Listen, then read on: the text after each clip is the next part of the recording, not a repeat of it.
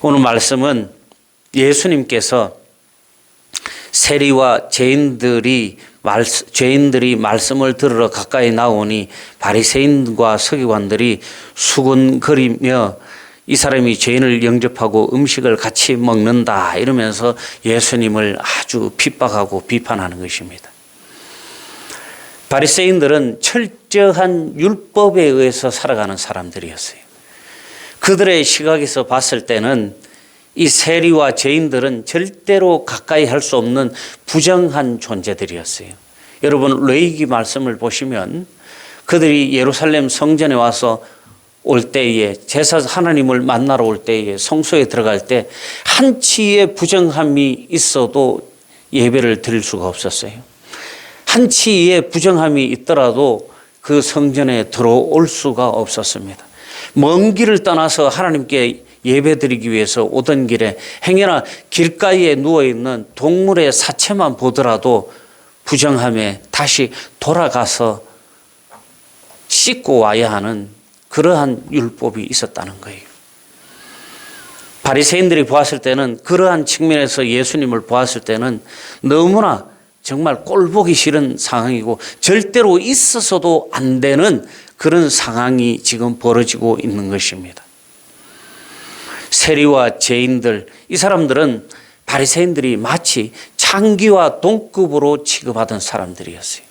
세리는 자국민들에게 세금을 걷기 위해서 부당하게 세금을 요구하고 그들을 핍박하기도 하고 그들을 괴롭히기도 하고 때로는 그들의 것을 도적질하기도 하고 때로는 그들의 것을 강탈해 가기도 했던 아주 나쁜 이미지의 대명사였어요. 그리고 죄인들, 그들과 함께 음식을 먹고 나누고 있는 예수님의 모습은 이 바리새인들의 시각으로는 그들의 삶의 방식으로는 도무지 이해할 수 없는 모습이었습니다. 자, 그러나 사랑하는 성도 여러분, 예수님께서는 이 땅에 깨끗하고 너무나 착하고 의로운 의인을 만나러 이 땅에 오신 게 아니라는 거예요. 예수님께서는 죄인들을 만나시기 위해서, 죄인을 만나기 위해서 이 세상 가장 낮은 곳으로 그 베들레헴의 마구간에서 나시고 이 세상에 나셔서 가장 먼저 등을 뉘인 것이 소의 그 구유에, 말 구유에 등을 뉘었다는 것입니다. 이것은 예수님께서 죄인들과 만나고 그들을 하나님의 복음을 전함으로써 회개시켜서 하나님의 자녀로 만들어 주기 위해서 죄사함 받게 하기 위해서 이 세상에 오셨다는 명백한 증거이기도 합니다. 그런 예수님을 이해하지 못하고 바리새인들과 서기관들은 그 죄인들을 멸시할 뿐만 아니라 그들의 회심도 기뻐하지 않았어요. 감히 내 것들이, 너희들이 어떻게 우리가 같아질 수 있어? 너희들은 아무리 깨끗해져도 우리와 같이 하나님의 선민으로 살아갈 수 없어라는 게 그들의 마음이었습니다. 그러나 예수님의 생각은 달랐습니다. 예수님께서는 누구든지 복음을 받아들이고 예수 그리스도를 믿는 자는 누구든지 회개하면 하나님께 죄사함을 받고 구원받음으로 하나님의 백성이 될 수 있다는 것이었습니다.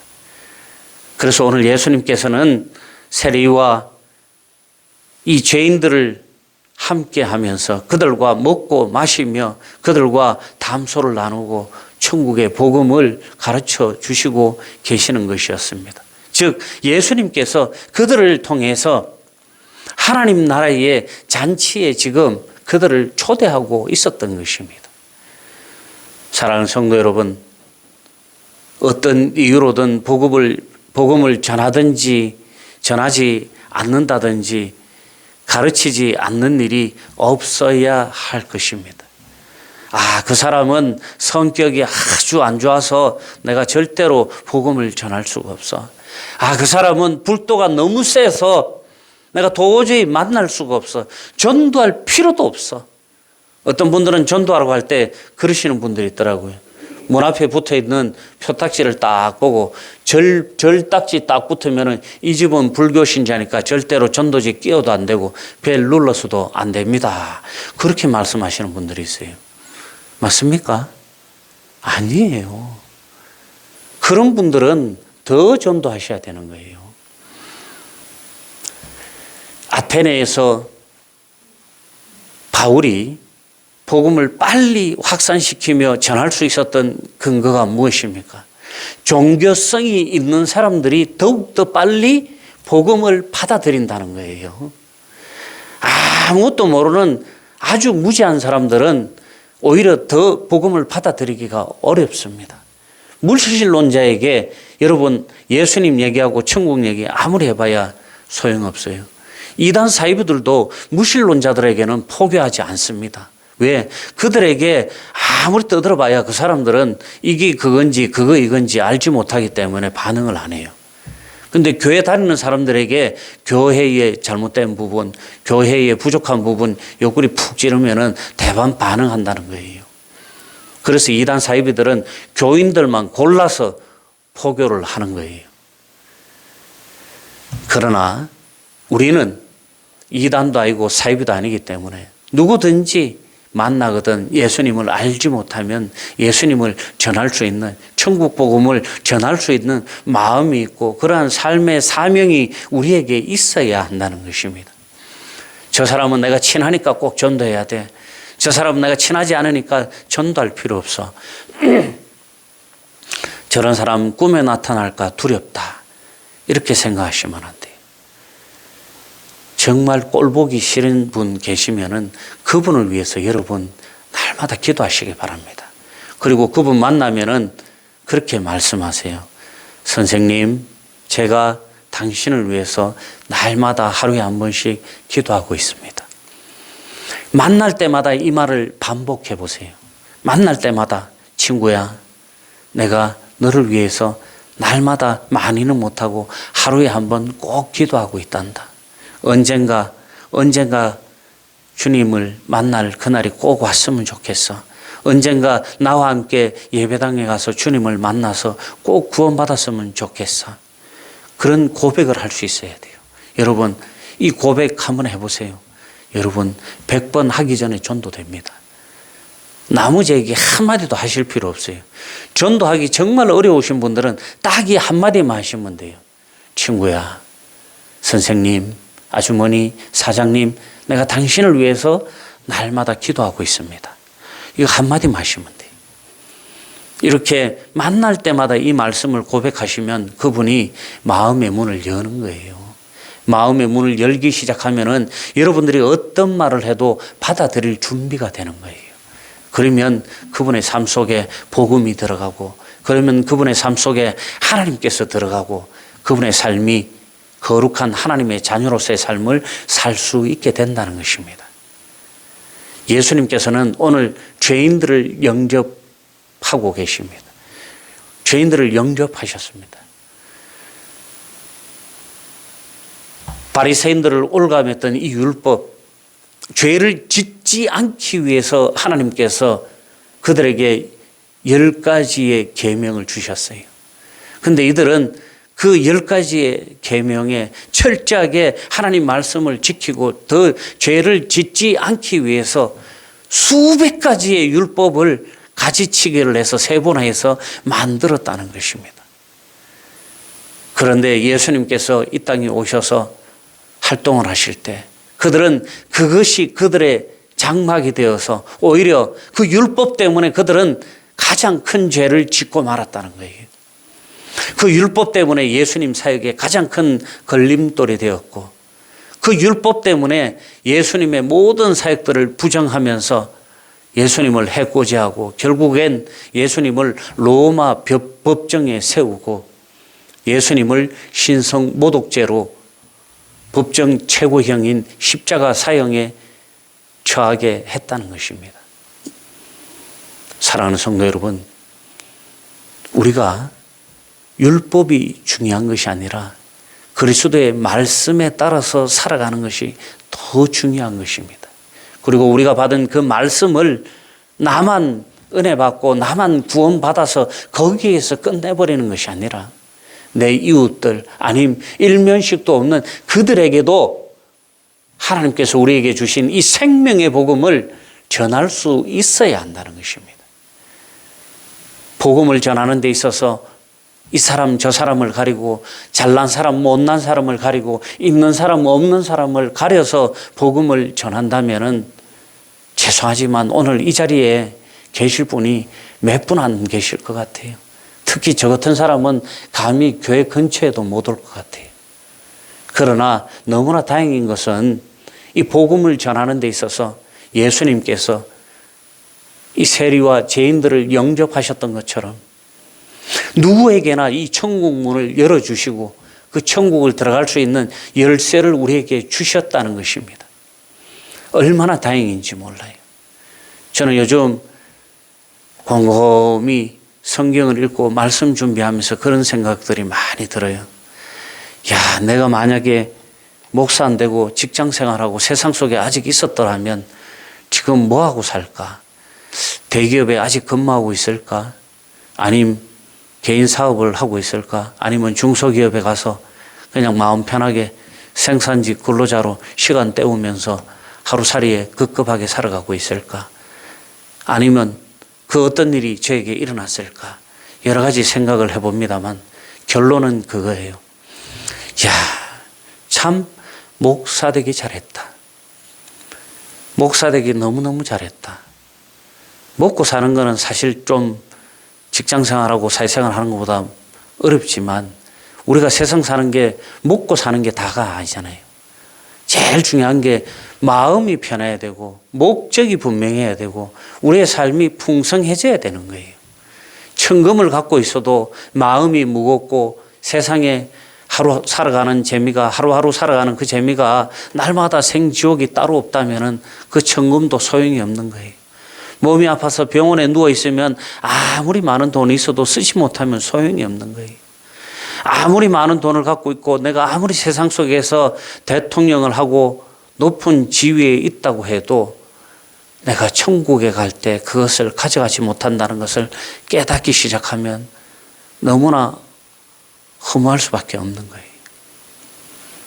사랑하는 성도 여러분, 우리가 만족하는 것은 주님을 만난 것이고 우리가 더 기뻐할 수 있는 것은 주님을 통해서 우리의 삶이 날마다 행복해지고 있다는 것입니다.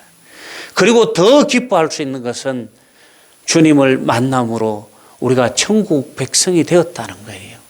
천국의 영생복락의 소망을 가지고 이 땅을 살아가고 있는 것이 가장 큰 기쁨이고 소망이다라는 것입니다.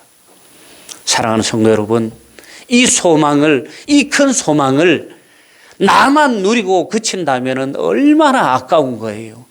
이것은 나눌수록 큰 기쁨이 되는 것이고 이것은 나눌수록 하나님께서 기뻐하시는 일이라는 거예요. 우리가 기뻐하고 우리가 행복한 것도 하나님께서 참 기뻐하시는 삶이지만 더 하나님께서 기뻐하시는 것은 우리뿐만 아니라 더 많은 사람들이 하나님께로 돌아와서 하나님께서 주시는 평강과 은혜를 누리면서 하나님의 말씀을 들으면서 하나님 말씀에 순종하면서 하나님을 바라보며 살아가는 그러한 세상의 모습, 하나님의 나라를 하나님께서는 더 기뻐하신다는 거예요. 즉 우리가 영혼 구원을 위해서 애를 쓰고 영혼 구원을 위해서 한 사람이라도 더 회개하여서 구원에 이룰 수 있도록 복음을 전하는 일에 소홀함이 없게 해야 한다는 거예요. 그렇게 열심히 살면 하나님께서 나머지 것은 그냥 보상해 주시는 거예요. 복 받기 위해서 교회에 열심히 다니는 것이 아니고 복 받기 위해서 헌금 내는 게 아니고 내가 하나님을 기쁘시게 해드리고 내가 하나님의 자녀로서 하나님의 사역자로서 하나님께서 우리에게 주신 그 은혜와 사랑을 대갚아 드릴 수 있는 그런 은혜가 있어야 한다는 것입니다. 여러분, 원수는 나에게 원수 진 그 사람에게만 갚으면 돼요.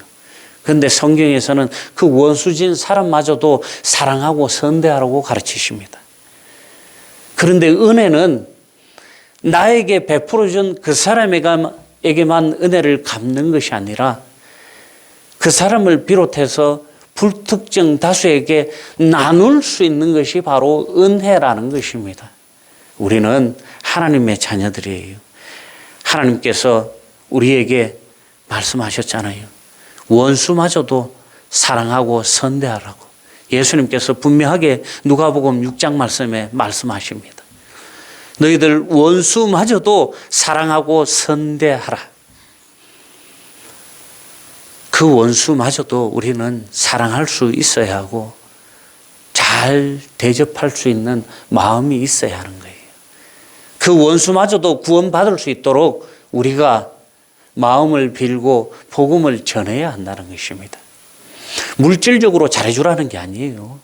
이 누가복음 6장의 말씀은 그 원수마저도 구원받을 수 있도록 마음으로 빌어주고 그 사람을 위해서 축복하고 그 사람을 위해서 전도하라는 거예요. 우리가 하나님 앞에 나아갈 때 우리 교회 공동체가 건강해지는 것입니다. 우리 모두가 하나님 앞에 나아갈 때 이 교회 공동체가 거룩해지는 것이에요. 교회 공동체는 흔히 죄인들을 위한 죄인의 공동체라고 말합니다. 교회에 있는 모든 사람들은 다 죄인이에요. 저는 옛날에 신앙이 별로 없을 때 교회의 향존직들 보면 엄청나게 믿음이 좋고 너무나 깨끗하고 거룩하신 분들인 줄 알았어요. 목사님들은 진짜 화장실도 안 가는 줄 알았어요. 저희 집사람도 그렇더라고요. 목사님들은 화장실도 안 가는 줄 알았대요. 근데 저하고 살아보니까는 뭘 똑같죠. 뭐 사람이잖아. 그죠? 인간은 누구나 다 죄인이에요. 죄인들. 누구나 다 죄인이고 그 죄를 하나님께 사함 받음으로써 우리가 구원받는 인생인 거예요. 지가 아무리 잘났다고 떠들어봐야 그 죄를 씻지 못하면 구원받지 못하는 거예요.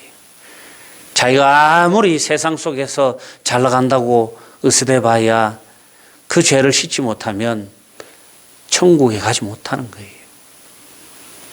내가 아무리 그 사람을 사랑해도, 내가 내 자녀를 아무리 사랑해도, 내가 내 부모를 아무리 공경하고 사랑한다고 하더라도 그들이 복음을 받아들이지 않고 그들이 예수님을 믿지 못하고 그들이 구원받지 못하면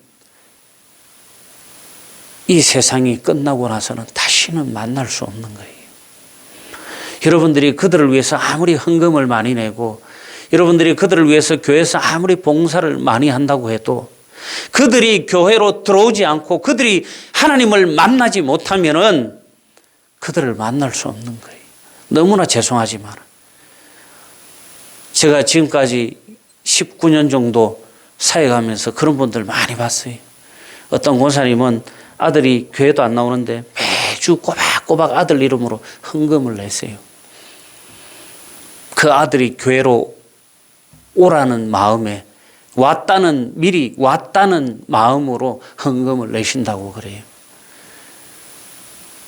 제가 한 번은 그 사정을 잘 몰라서 불러서 물어봤습니다. 혹시 아들 이름으로 헌금 내면 아들이 복 받을까 봐 그러십니까? 라고 물어봤어요. 그랬더니만은 아이고 목사님 그러면 얼마나 좋겠습니까? 그러면 내가 빚을 내서라도 헌금 더 많이 하겠습니다.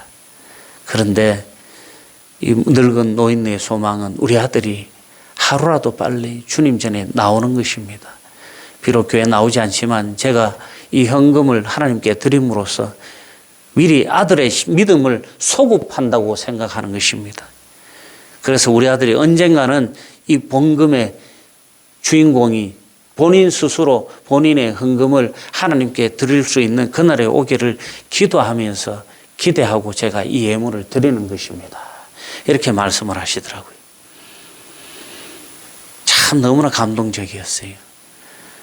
교회 안 간다고 핍박하고 교회 안 간다고 잔소리하고 교회 안 간다고 쌍소리하고 그러는 것이 아니라 본인이 신앙의 본을 보여주시는 것이었어요.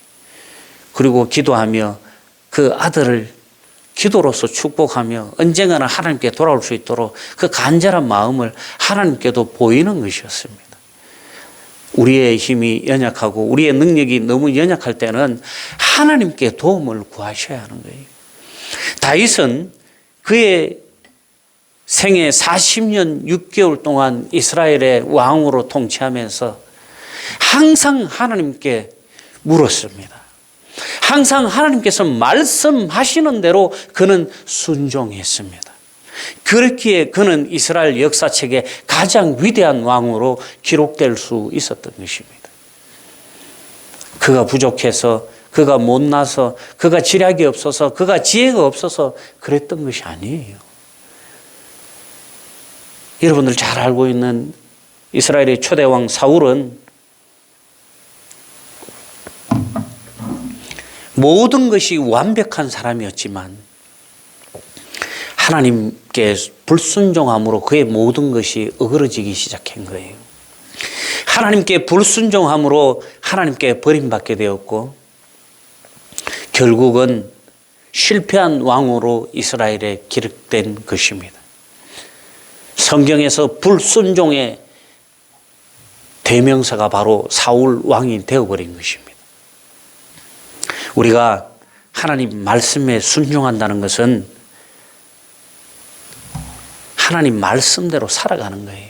하나님 말씀대로 살아가는 것은 복음대로 살고 복음을 전하는 거예요. 우리가 이렇게 살지 못하고 그냥 거룩한 척만 한다면은 신앙생활 잘 못하고 있는 거예요. 그래서 우리가 날마다 말씀을 먹고 묵상하고 기도를 통해서 우리의 삶을 날마다 되짚어 볼 필요가 있는 거예요. 그럴 때 우리 삶이, 우리의 믿음이 성장하고 죄인인 이 교회 공동체가 건강해지게 되는 거예요. 그렇지 않고 자기 목소리만 자꾸 내고 자꾸 그룹을 나누고 편을 나누고 이렇게 한다면은 교회 공동체도 세상 공동체하고 다를 게 한 개도 없어요. 오히려 더 못해요. 세상 사람들은 기분 나쁘면 소주 한 잔 먹고 털면 되는데 교인들은 그것도 안 된대. 응? 장로님 한번 삐집보면은 막 끝날 때까지, 응? 끝날 때까지 그게 안 풀린대요. 목사하고 장로하고 싸우고 한번 삐지면. 왜 그래요? 응? 원수마저도 사랑하고 선대하라는 예수 그리스도의 그 말씀을 우리는 순종하지 못하고 살기 때문에 그런 거예요. 그 말씀을 순종한다면은 항상 이해할 수 있어야 돼요. 그럴 수 있지. 저도 그럴 수 있지, 이거를 인정하는데 한 40년 걸렸어요. 40년. 어렵더라고요. 우리 함송자 성도님 또 웃어 죽는다. 이게 저는 정말 어렵더라고요. 저희 아들이 예전에 연예인이 되고 싶어서 연예인 지망생이어서 날마다 춤을 추고 공부도 안 하고 막 하루 다니고 유튜브 올리고 정말 꼴보기 싫어가지고 못하게 하고 막 두드려 패기도 하고 욕도 하고 그랬었는데 이제 그게 다라니까 집에 데려다 놓으면 가출하는 거야. 조금만 뭐라 그러면 가출해버리고 나중에는 째려만 봐도 가출해버리더라고요. 그때 우리가 부산에 살았는데 가출해갖고 제가 경찰서에 휴대폰 청소년 가출 위치 추적 신고를 했더니만은 어디서 떴냐면 영주에서 떠요. 영주에서. 부산에서 가출한 놈 영주 그 골짜기에서 뜨면 제가 어떻게 찾아갑니까? 마침 영주에 아는 교회 목사님이 계셔서 전화를 하니까 인근에 또 저 아는 교역자들 다 수배를 내려놨어요. 우리 아들내미 알기 때문에 혹시 그놈이 배고프고 돈 떨어지면 목사님 찾아올 줄 모릅니다. 그럴 때 저인데 연락을 좀 주십시오. 일어났더니만은 연락이 왔어요. 내일 오후에 만나기로 했는데 목사님 오십시오. 잠복을 해가지고 미리 가서 또 잠복을 해가지고 차를 탁 대놓고 아들내미 나타나기를 3시간을 기다린 끝에 어슬렁거리며 나타나는 아들을 잡았습니다. 집에 가자고 하니까 차에 안 탈라 그러는 거예요. 울기만 하고 막 절대로 집에 안 가겠다는 거예요. 그래서 제가 일단 타라. 일단 타고 집에 가서 얘기하자. 집에 와서 얘기를 해보라니까 절대로 얘기를 안 한대요. 왜 얘기를 하지 않느냐라고 물으니까 울면서 그러더라고요. 아버지는 제가 어떤 말을 해도 듣지 않지 않습니까? 제가 무슨 말을 해도 인정하지 않지 않습니까? 아버지는 그저 제가 하는 모든 것이 못마땅하고 나쁘게만 보지 않습니까? 제가 더 이상 아빠하고 할 말 없습니다. 딱 잘라버리더라고요.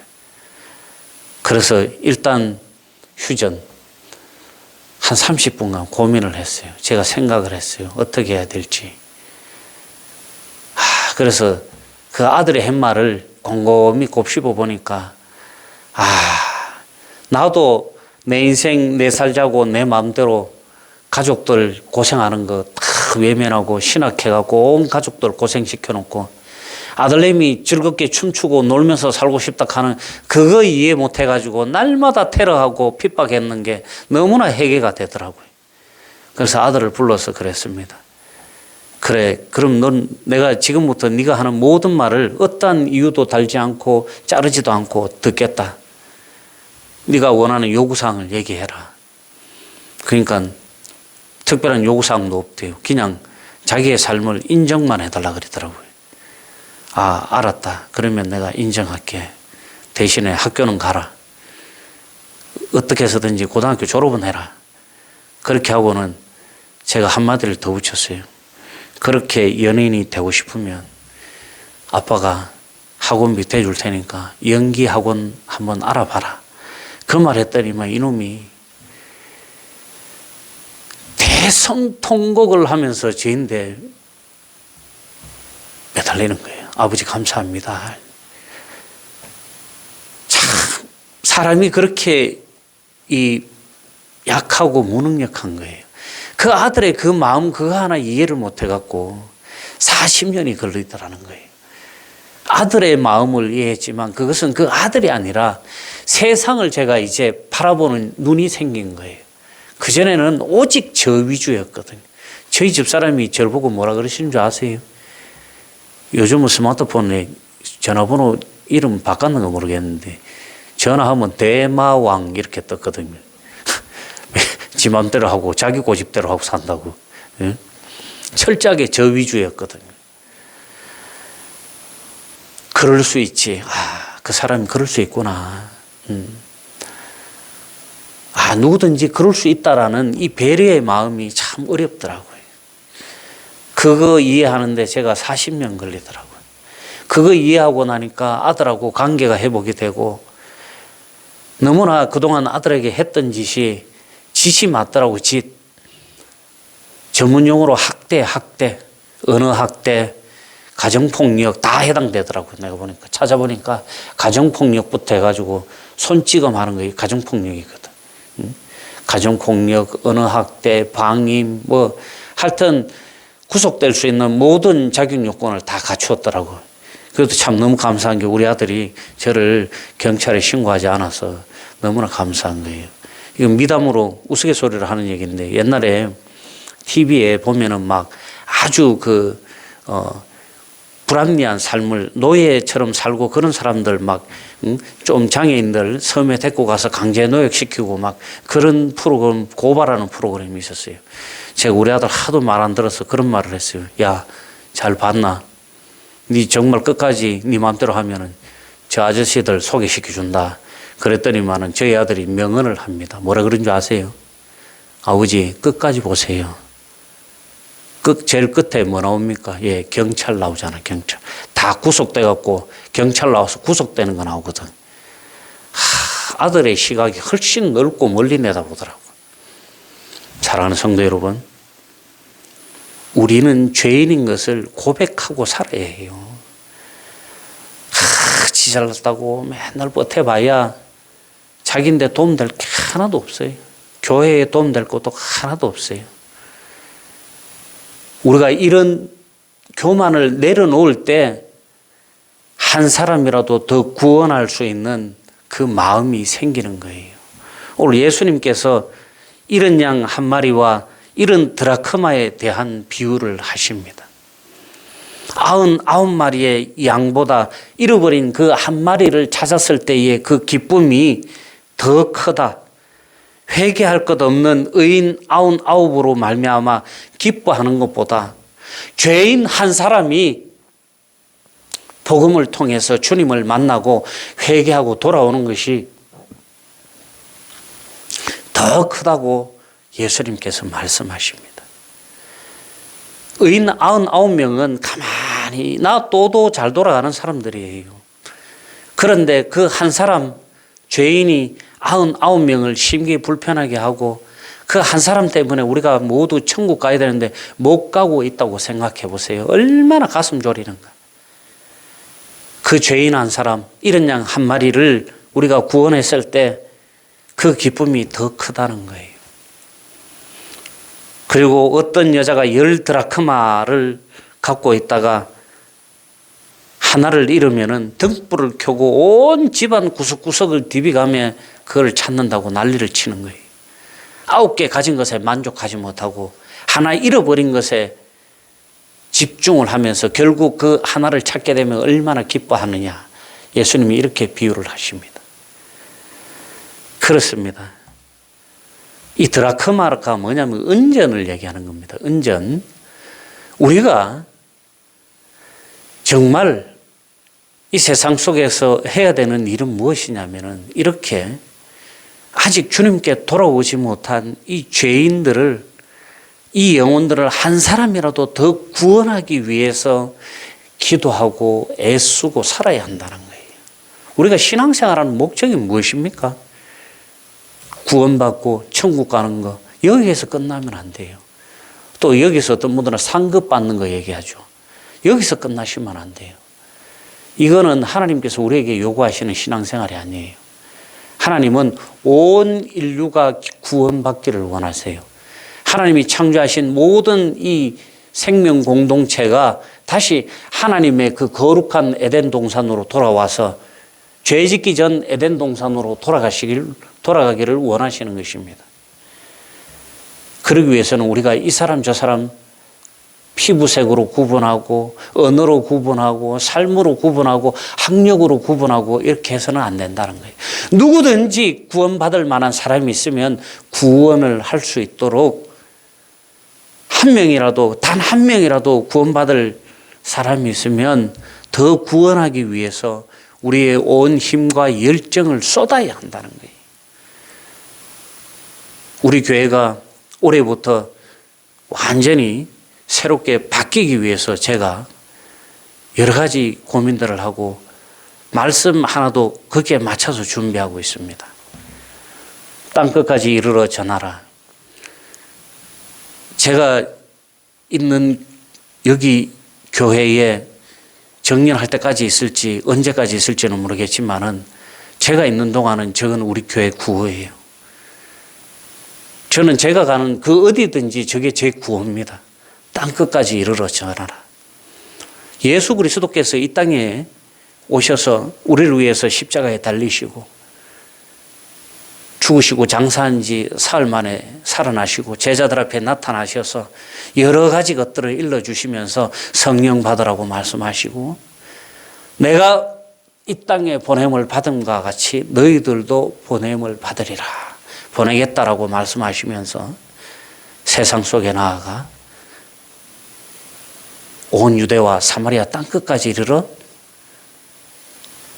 나를 증언하라고 말씀하신 그 사명을, 명령을 우리는 지켜야 하는 것입니다.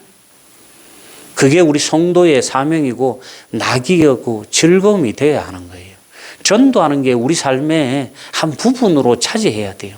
그런데 사실 어려워요. 근데 어렵게 생각하면 끝이 없어. 어렵게 생각하면 여기 전도 못해. 제가 매일 저 외곽으로 다니면서 생각하는 게, 야, 여기는 참 동네가 희한하다. 동네가 뚝뚝 한 뭉텅이씩 한 뭉텅이씩 뚝뚝 떨어져 갖고 동네마다 또 교회는 다 있어. 야, 그런데 또 교회는 또 10%도 안 돼. 응? 전도를 안 할 수도 없고 하기도 애매한 그런 지역이야. 그러나 전도해야 한다는 거예요. 누군가는 해야 한다는 거예요. 누군가는. 올해 2022년을 우리가 기준으로 해서 우리 영리제일교회가 생명을 살리는 교회, 생명을 나누는 교회, 말씀으로 세워지는 교회가 되기를 간절히 소망합니다. 교회가 생명을 살리지 못하면 교회로서의 기능을 상실하는 거예요. 교회는 사회복지 공동체도 아니고 모여서 교제하고 여가활동하는 것도 아니에요. 교회의 첫 번째 목적은 하나님께 예배드리고 생명 살리는 거예요. 오늘 이날도 온전히 이러한 잃어버린 자를 위해서 우리가 수고와 그 잃어버린 자를 찾음으로써 기쁨을 누리는 여러분들 모두 되시기를 주님의 이름으로 축원합니다. 기도하겠습니다.